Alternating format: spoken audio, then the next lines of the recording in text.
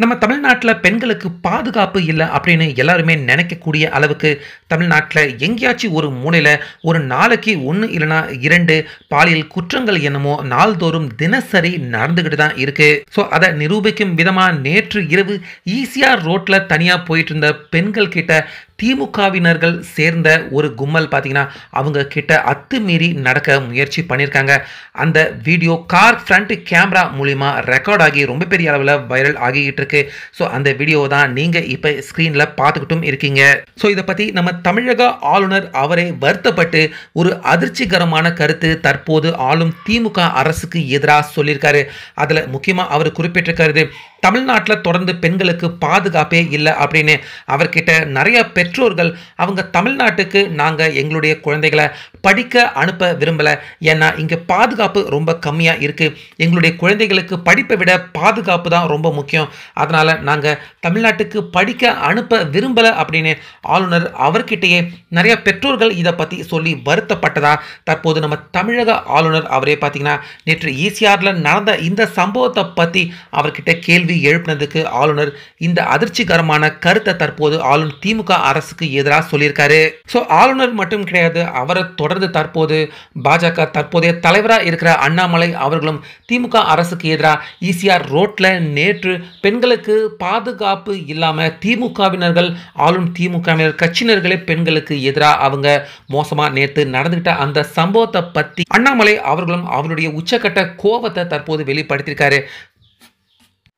அது நெஞ்சை பதபதைக்கக்கூடிய காட்சிகள். காரணம், நானும் அந்த பகுதியில் தான் வசிக்கிறேங்கன்னா, ஈசிஆர் பகுதியில் எப்பொழுதுமே உங்களுக்கு அதிகமாக இளைஞர்கள் பெண்கள் எல்லோரும் கூட சாயங்காலம் நள்ளிரவு அந்த நேரத்தில் அதிகமானவர்கள் அந்த பகுதியில் போகிறாங்க, பாண்டிச்சேரிக்கு போகிறாங்க. அந்த பகுதியில் நிறைய ரெஸ்டோ பார்ஸ் இருக்குது, அவங்களுக்கு ஒரு சோஷியல் லைஃப் வேணும்னு நினைக்கிறாங்க.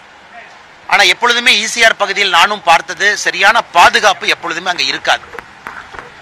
காலையில் அதிகாலையில் நள்ளிரவில் பல நேரத்தில் போகும்பொழுது நானே யோசிப்பேன், எனக்கு திமுக கட்சியினுடைய கொடி போட்ட ஒரு காரில் அந்த பெண்ணுகிட்ட மிக மோசமாக நடந்து கொள்ளக்கூடிய அந்த வீடியோ, அந்த பதிவாகி இருக்கக்கூடிய அந்த வீடியோவை நம்ம பார்க்குறோம். தமிழ்நாட்டில் எந்த அளவுக்கு சட்டம் ஒழுங்கு சீர்கட்டு இருக்கிறது என்பதற்கு பல உதாரணங்கள் இருந்தும் தினமும் கூட ஒரு உதாரணம் புதுசு புதுசாக வருது. இன்னைக்கு ஈசிஆரில் சுதந்திரமாக ஒரு நாட்டில் மகாத்மா காந்தி அவங்க எப்போ சொன்னாங்க, ஒரு பெண் நள்ளிரவில் சுதந்திரமாக என்னைக்கு நடந்து போறாங்களோ அன்னைக்கு முழு சுதந்திரம் கிடைத்து விட்டதாக சொன்னாங்க.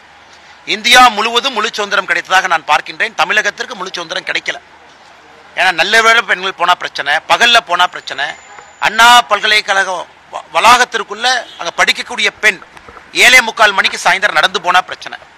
இது இரவு மட்டுமல்ல, பகல் மட்டுமல்ல, எல்லா நேரத்திலும் கூட தமிழகத்தில் பெண்களுக்கு பாதுகாப்பு இல்லை என்பது தினமும் ஊர்ஜிதமாக கொண்டிருக்கிறது.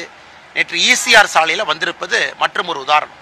ஆனால் உடனடியாக மாநில அரசு 2 வேலை தான் செய்யணும். ஒன்று, பெட்ரோல் வெஹிக்கிள் நிறைய வாங்கி கொடுங்க, காவல்துறை நண்பர்களுக்கு பெட்ரோல் வெஹிக்கிள் வாங்கி கொடுங்க, லைட்டு போட்ட வண்டி 1000-2000 வண்டி வாங்கி கொடுங்க, நைட்டு ரோந்து போகட்டும்.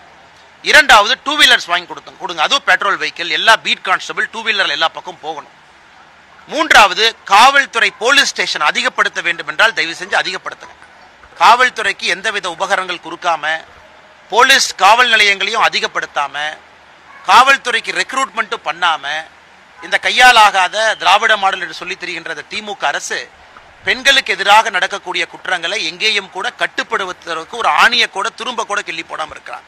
ஆனால் தமிழக மக்கள் பார்த்து கொண்டிருக்கின்றார்கள் என்பதை மாண்புமிகு முதலமைச்சர் அவர்கள் புரிந்து கொள்ள வேண்டும்.